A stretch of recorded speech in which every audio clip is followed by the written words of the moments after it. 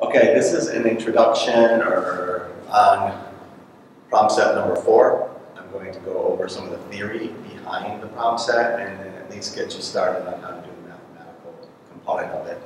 So this section of the course deals with the different market structures. So there are 4 different market structures, and it's perfect competition and oligopolies and monopolistic competition and monopolies. So what this problem set does is it kind of, when you deal with oligopolies, you can put all of those into one problem, one set problem. So the way it works is that within an oligopoly market structure, you can have 2 different companies. So let's say that with oligopolies, right, there could be 2 firms. So those 2 firms could be very competitive, which is called quasi-competitive. So if that was the case, if these 2 companies, let's say we have Coke and Pepsi, and those are in a market structure that's an oligopoly market structure because there's only a few dominating companies in that industry. And these 2 companies, Coke and Pepsi, act like they hate each other, so they're competitive. So that's going to be very comparable to a perfect competition. And in perfect competition, then what we end up with is we have a demand curve for the product and a supply curve for the product. And so we're going to end up being here in this type of market structure, right? So we have perfect competition, right? And then in a perfectly competitive market, this is the supply curve is your marginal cost curve. So you have marginal cost and the demand curve are the 2 things you're looking at. So we end up with is the price here is set where MC equals the demand curve, and that equals, so you're looking for the P equals MC, and that's going to be this point right here. So you would end up, in that case, if you're dealing with a quasi-competitive market, you could easily solve a problem because you just set P equal to MC, and you can solve for your Q. And once you get that Q, where P equals MC, then you're going to get a price. Okay, so you can solve that, plug those numbers in. I'll do that in a second. But the point is that out of a oligopoly, we can actually solve a perfectly competitive model. Also, out of an oligopoly, we can solve what's called a cartel model.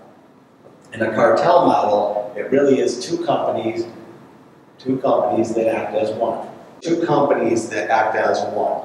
And so in that case, we have company A. This would be the demand curve. And typically in this type of model, rather than to complicate things, we typically just give some sort of standard marginal cost, like it costs X amount for anybody who's in this model to produce this good. So this company 1, and then we have company 2.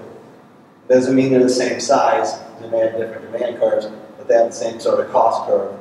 And those 2 companies join together, so company 1 and company 2 join together. So it could be like OPEC with oil. So this could be country 1, it could be Saudi Arabia, this could be Kuwait. And they decide they're going to join together and produce oil. And you make the assumption that it costs the same to produce oil in Saudi Arabia as it does in Kuwait. So you can get away with this marginal cost curve being the same. So the costs are always constant. It's $50, or in oil's case, it might cost something like $25 per barrel to produce. And so in that case, you say, all right, well, it's always going to be that same amount. And then the big question is, well, how do these companies act to maximize their profits? Well, if they compete, then the price is going to be here. Right? So this is the price that Saudi Arabia would charge, and this is the price that Kuwait would charge. And that would be very comparable to a quasi-competitive. Right? If they're competitive, then they're acting competitively.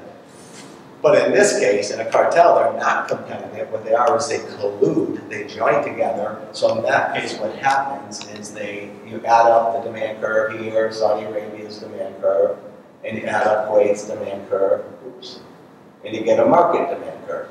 So you end up with the demand for oil in the market, and then you have this marginal cost line that's the same. Right? So that's your marginal cost. But since you're going to maximize profits, you have a marginal revenue line. And then they go to this point where marginal revenue equals marginal cost, and they they set the price here, right? So this is price and quantity. So they join together, they set one price in the industry, and that price is the profit maximizing price that the cartel or the colluding companies are going to charge, and this is the quantity that they're going to produce. So in this case, mathematically, what we need to do, since they're acting like one, is we just need to set the marginal revenue equal to marginal cost right here. Look for that point, and MC equals MR. And the way we do that is we just take price times quantity is going to give you total revenue. So price is 1,200, in my example up here, minus 2Q, multiply that by Q. So we end up with 1,200Q minus 2Q squared equals total revenue. To get marginal revenue, we just take the derivative of this. So we take 1,200 equals, or minus 4Q, and that's going to give you your marginal revenue. Set that equal to marginal cost, and you're going to end up with 1,200 minus 4Q equals 50, and so that you can figure that out. It's 1150 equals 4Q, and then you can solve, in that case, solve for Q. Once you get the Q, you plug it back in here, and then that gives you the price. Okay, so that would help you to solve for two of the oligopoly models. So quasi-competitive, we got that, and now cartel, we have that. The third one is called the Cournot model. And the Cournot model is a little bit more complex because we have to do a lot of math going into it. So I'm going to get you started on the math part, but after that, you're just going to have to go on your own. Okay, so the Cournot model is a really popular model in terms of game theory.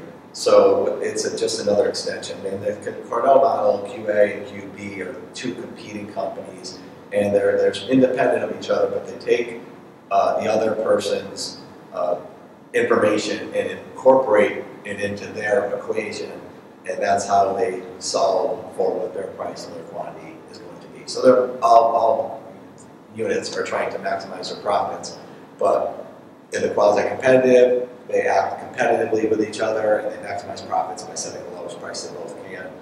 And cartel, they maximize their profits by setting prices together. With Cournot, they look at what the other person's doing, incorporating into their equation, and then they maximize their profits. So here's how it's going to work, right? So you'll walk through this, and you'll do the same exact thing in your problem set. You take the quantity, so the quantity is just going to be, in the industry, is going to be these two companies, company A and company B, and that's the total quantity for the industry, so it's a big Q. And then the total revenue for company A is just going to be their price, right, the money that the amount they're charging, times the amount that they sell. So that's your QA. So given our information, I switched this, I just switched this from a 2 to a 1, just so that we can run through the math a little bit easier, but you could do it with a 2 as well.